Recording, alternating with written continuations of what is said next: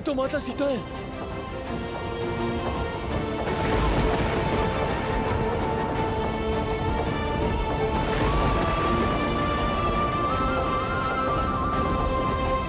माता, स्वामी,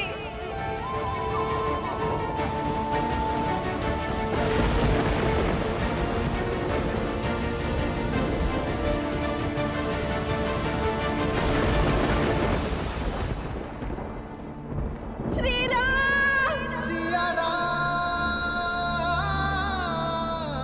श्री राम,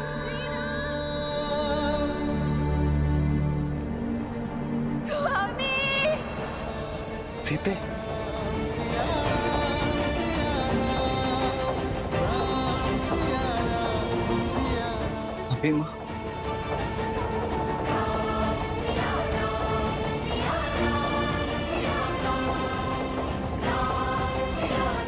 लगता है रावण माता सीता को लौटाने का संकल्प कर चुका है।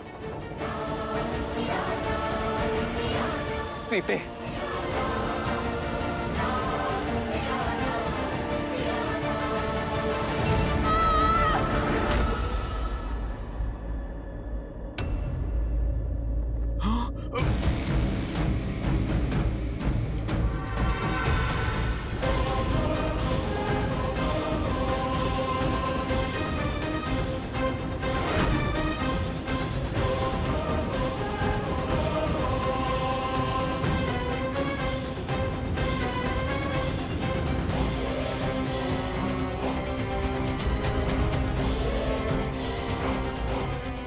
मेघनाथ, इस समय तुम्हें उत्तर देने का नहीं है, तुम्हारे भ्राता श्री को संदेश देने का है। राम, देखो, अपने पिताश्री की ओर से मैं तुम्हारे लिए उपहार लेकर आया हूं। इसी की आस थी ना तुम्हें, इसी के लिए वानरों को इकट्ठा किया, इसी के लिए सागर पार किया, इसी के लिए लंका को जलाया और इसी के लिए मेरे अनुजों और काकाश्री की हत्या की तुमने। किंतु मेरे पिताश्री का हृदय बहुत उदार है। उन्हें लगा कि अब तक बहुत मूल्य चुका दिया तुमने, इसलिए इसे तुम्हें लौटा देना चाहिए। तो कहो राम, क्या तुम सज्ज हो अपनी सीता को स्वीकारने के लिए?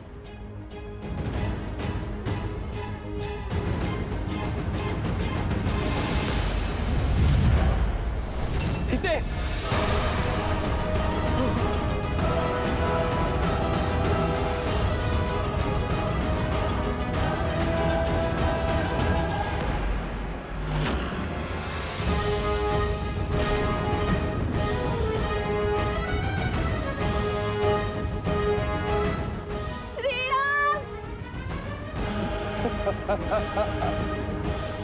इतने से भयभीत हो गए तो फिर सीता के संहार का दंश कैसे सहोगे राम?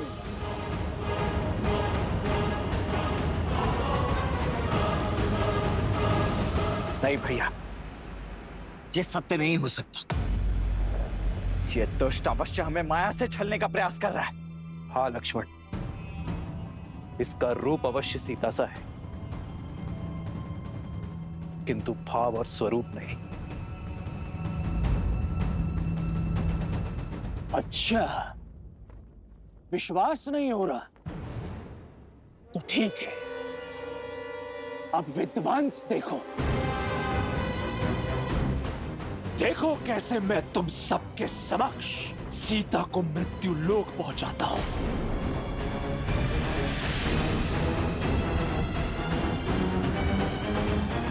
मैं आप ही की सीता हूँ श्री राम।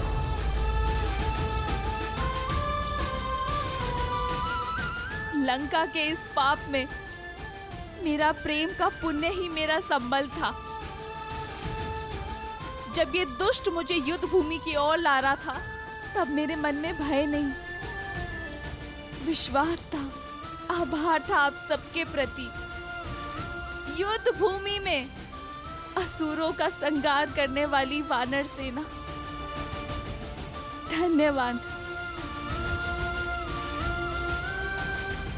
मेरे श्री राम का संकेत मुझ तक पहुंचाने वाला हनुमान, मेरी बुझी हुई आस का दीपक प्रज्वलित करने वाला हनुमान, धन्यवाद।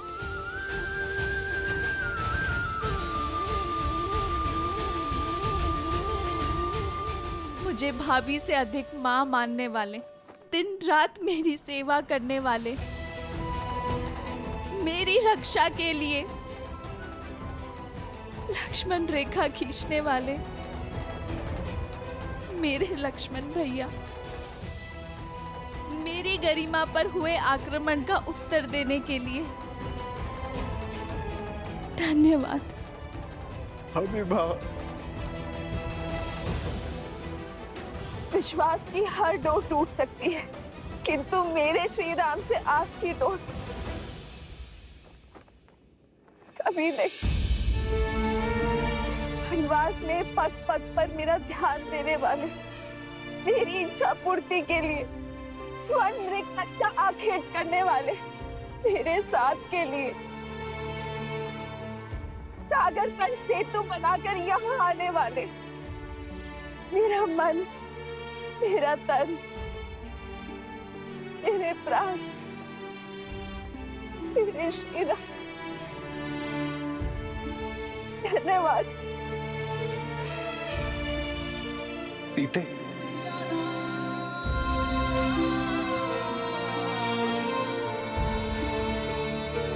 अर्जित नियति का यही लेख है आर्य। ना मैंने स्वर्ण मृग का हट किया होता, ना मैंने लक्ष्मण रेखा को पार करने का पाप किया होता, ना मेरे कारण हम सबको ये युद्ध का दंड भोगना पड़ता।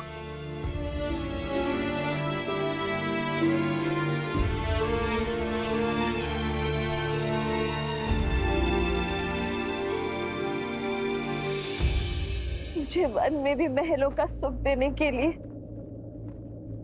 धन्यवाद श्री राम। वनवास को भी वैकुंठवास बनाने के लिए धन्यवाद श्री राम। हर बाधा से लड़ यहाँ तक आने के लिए धन्यवाद श्री राम। अपने अंतिम दर्शन का लाभ देने के लिए धन्यवाद श्री राम।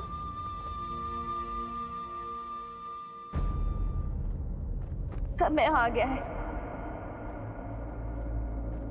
भूमि से उत्पन्न हुई भूमिजा एक बार पुनः भूमि में मिल जाएगी। मेरा काटना असंभव हो रहा था मेरे लिए श्री, मृत्यु का ये मार्ग मेरा उद्धार है। नहीं सीते,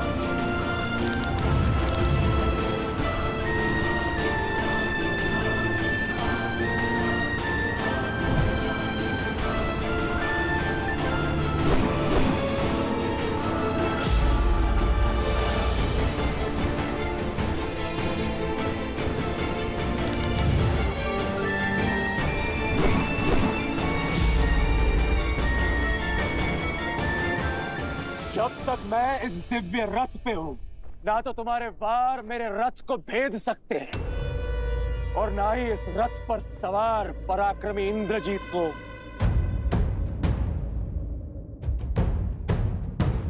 उनका साथ होता है।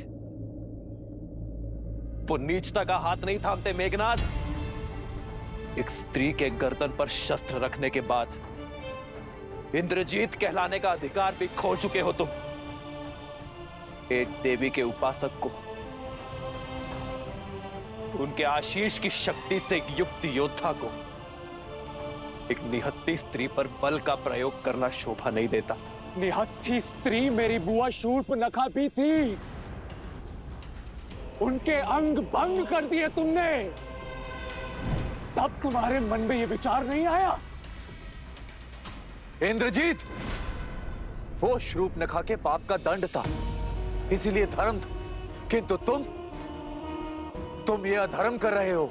एक भाई के धर्म का परित्याग करने वाले, जाति और देश धर्म से विद्रोह करने वाले, आप जैसे विश्वासघाती के मुख से धर्म की बातें शोभा नहीं देती काकाश्री। लंका और लंकेश के लिए युद्ध का केवल एक ही नियम है, विजय। और उसके लिए शत्रु पर वहां प्रहार करना होता है जहां पर उससे सबसे अधिक पीड़ा हो। मैं भी वही कर रहा हूं। अपने शत्रु के नेत्रों के समक्ष उसके संबल पर, उसके बल, उसकी आशा, उसका सब कुछ तोड़कर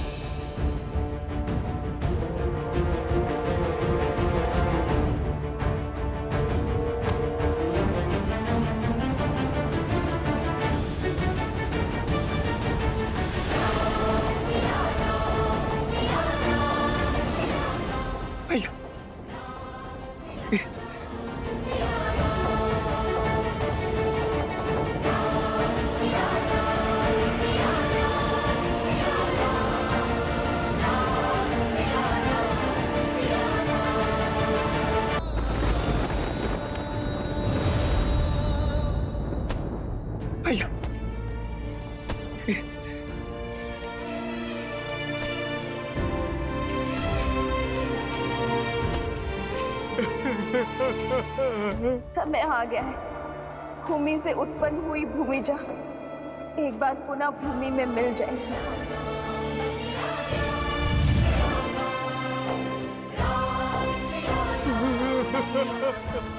अब सीता की मृत्यु उस विश्वास, उस उद्देश्य का अंत करेगी जिसे लेकर राम आगे बढ़ रहा है।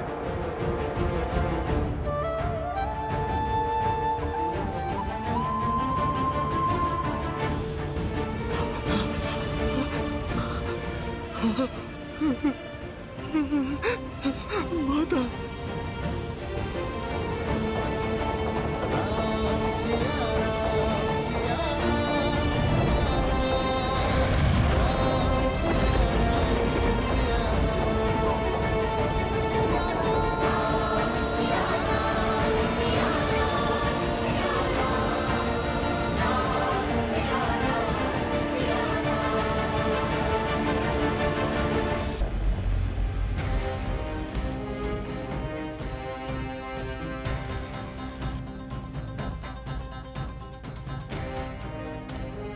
अद्भुत है मेरे इंद्रजीत का प्रण। कैसा लग रहा है संसार के सबसे शक्तिशाली सिंहासन पर बैठकर? जानता था मैं कि तुम असंभव को संभव करने की क्षमता रखते हो। तुम इस सिंहासन पर बैठने योग्य हो। आपका विश्वास उचित था पिताश्री। मेरी एक फुफकार ने राम और उसकी सेना के उद्देश्य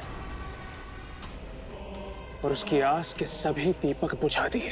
अब समय फुफकार का नहीं, हुंकार का है। राम और उसके मरकटों की सेना का मन और बल दोनों क्षीण है। उन पर जीत प्राप्त करना सरल होगा। तुम पुनः निकुंबला देवी के गुफा में जाओ और अपना अनुष्ठान पूर्ण करो। ऐसा विजय अस्त्र पाओ जिसके एक वार से राम और उसके मरकटों की सेना का नाश हो जाए। आप निश्चिंत रहिए पिताश्री। अब राम और उसकी सेना का अंत आपका पुत्र सुनिश्चित करेगा।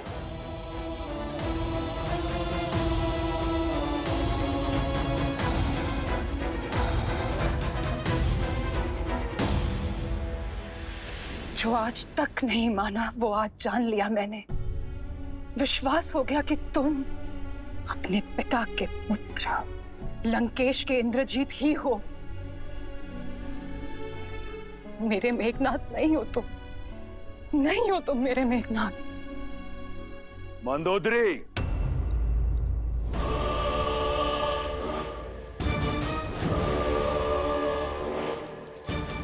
क्या तुम्हें इस बात का ज्ञान नहीं कि तुम कहां खड़ी हो?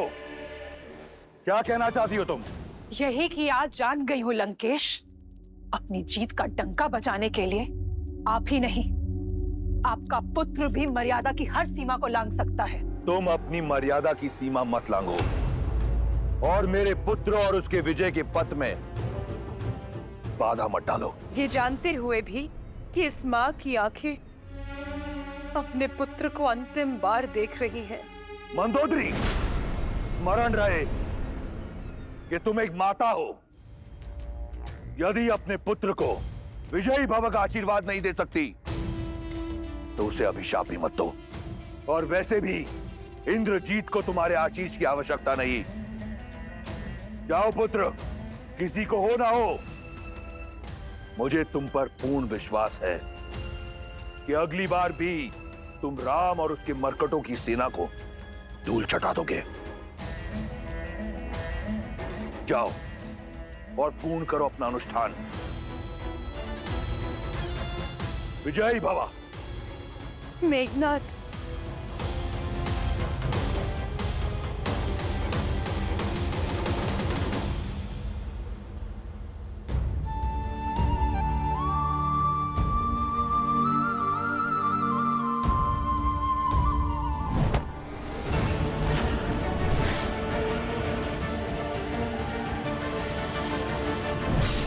सत्य नहीं है, ये मिथ्या है, भ्रम है। प्रभु ये माता सीता नहीं, माया का जाल था, माया का जाल। उचित कहा था आपने प्रभु, देवी के परम उपासक इंद्रजीत को ये शोभा नहीं देता। काका हूं मैं उसका, उसे भली भांति जानता कि इंद्रजीत कभी भी एक स्त्री को उसके केश से पकड़कर खींच नहीं सकता, और उसकी हत्या करना तो बहुत दूर की बात है प्रभु। ये भ्रम आपका होगा विभीषण जी। वो दुष्ट रावण का बेटा है, किसी भी नीचता पर उतर सकता है, और इसका प्रमाण हम सब ने युद्ध भूमि में देखा है। अन्ना, मैं भी यही चाहता हूँ विभीषण जी की, ये बस माया मात्र है, परंतु इस सत्य को कैसे झुठला दूं मैं? पहले मुझे भी यही लगा कि ये सत्य कैसे हो सकता है, ये निश्चित रूप से माया है ये, परंतु भाभी मां के स्वयं भाभी मां के स्वर सुनकर मुझे विश्वास हो गया है कि उस इंद्रजीत का किया हुआ ये पाप सत्य ही है।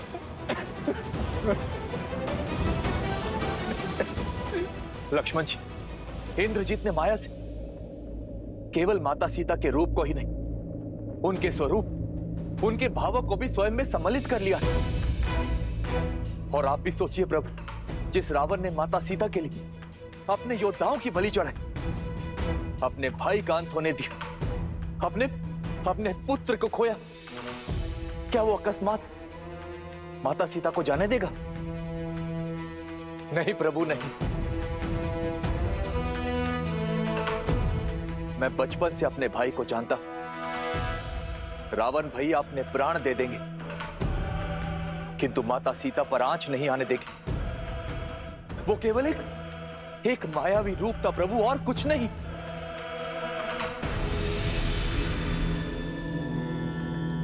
सीता, सीता, सीता,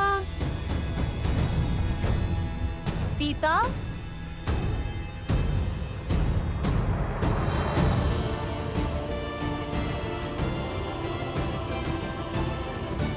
सीता, सीता, क्या हुआ? पता नहीं, मैंने हनुमान को रोते हुए, अपना नाम पुकारते हुए सुना त्रिजटा।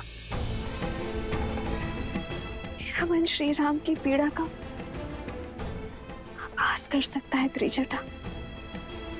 अवश्य ही कुछ अनिष्ट घटा है। उचित कहता है तुम्हारा मन। जिस अनिष्ट की चीख उस वानर ने लगाई थी, वो तुम्हारे अंत का समाचार था। मर चुकी है उनकी माता सीता वानर सेना के लिए, भाभी माँ सीता लक्ष्मण के लिए, और उस राम के लिए सबके सामने मेघनाद ने माया सीता का मस्तक धड़ से अलग कर दिया। सीता, सीता,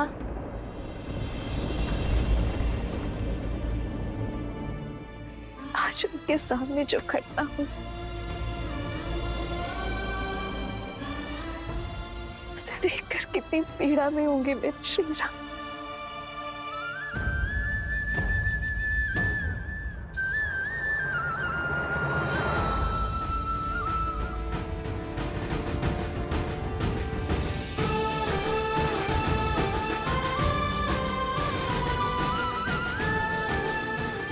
किंतु मुझे पूरा विश्वास है, मेरे श्री राम जानते हैं कि उन्होंने जो देखा वो सत्य नहीं है। सत्य है, सत्य है मेरा कथन। और प्रभु ये आप भी जानते हैं। प्रभु, आप कह दीजिए ना, ये सत्य नहीं, माया ही थी, माया ही थी, ये प्रभु कह दीजिए ना।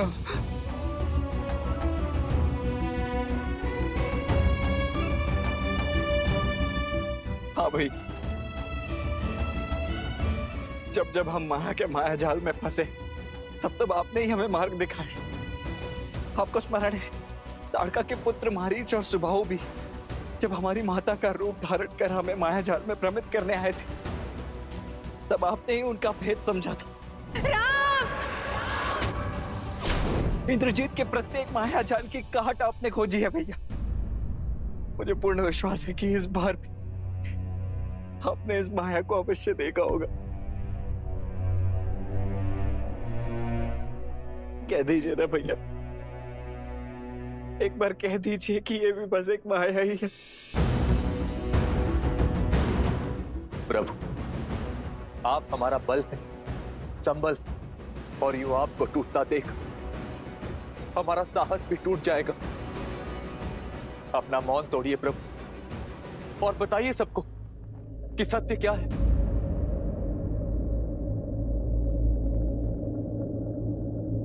वो माया ही थी।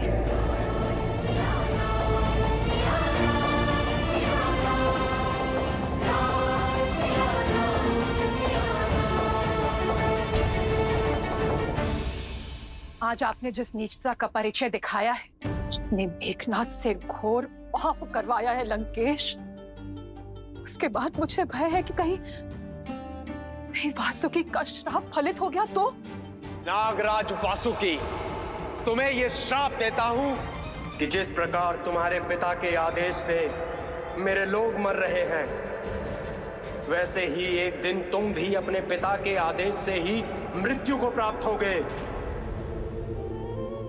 एक भयभीत स्त्री से ऐसे कटु शब्दों की अपेक्षा थी मुझे। जो मैं कर रहा हूं वो नीचता नहीं, रणनीति है। नीचता वो है जो विभीषण लंका के वीरों के साथ कर रहा है। आपकी आज्ञा ने जो मेघनाद से घोर पाप करवाया है लंकेश, माया ही सही, किंतु एक स्त्री के रूप की निर्मम हत्या का पाप हुआ है उससे। आपकी अगली आज्ञा, आपकी अगली आज्ञा उसके अंत का कारण ना बन जाए लंकेश।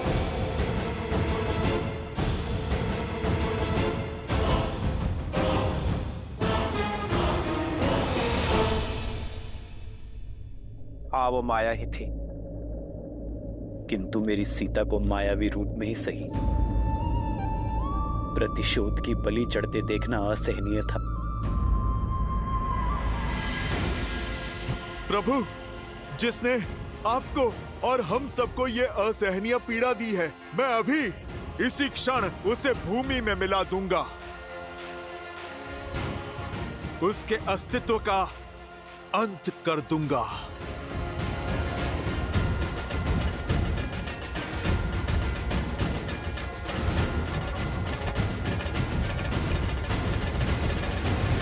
उचित कहा हनुमान तुमने। अंत आवश्यक है। इंद्रजीत ने अपने कर्म से अपनी मृत्यु का मार्ग निश्चित कर लिया है। नीति और शास्त्र के अनुसार इस माया के दुरुपयोग से उसने कमाया हर तप और पुण्य खो दिया है। इंद्रजीत अजय से पराजय की ओर बढ़ चुका है। तो फिर उसके वध का सौभाग्य मुझे दीजिए प्रभु। नहीं प्रभु, उस दुष्ट को दंड मैं दूंगा। प्रभु, जो पीड़ा मेघनाथ ने हमको दी है, हम भी उसको वही पीड़ा देना चाहते हैं। शांत हो जाओ और इसी क्रोध को अपनी शक्ति बनाओ, दुर्बलता नहीं। चाहे जो भी हो, ये कम नहीं होनी चाहिए। इंद्रजीत का सामना करने के लिए यही भाव हमारी शक्ति बनेगी। क्रोध और घृणा मेरे भीतर अग्नि बनकर मुझे भीतर से जला रही है भैया। अब आज्ञा देकर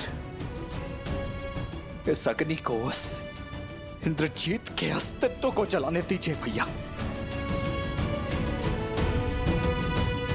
अपने अनुज को उस उद्दंडी को दंड देने दीजिए भैया। यही होता है सच्चा प्रेम। श्री राम जानते थे कि वो माया सीता है, फिर भी माया रूप में सीता की पीड़ा और उनका अपमान देखकर उन्हें भी पीड़ा हुई। पीड़ा तो होनी ही थी देवी,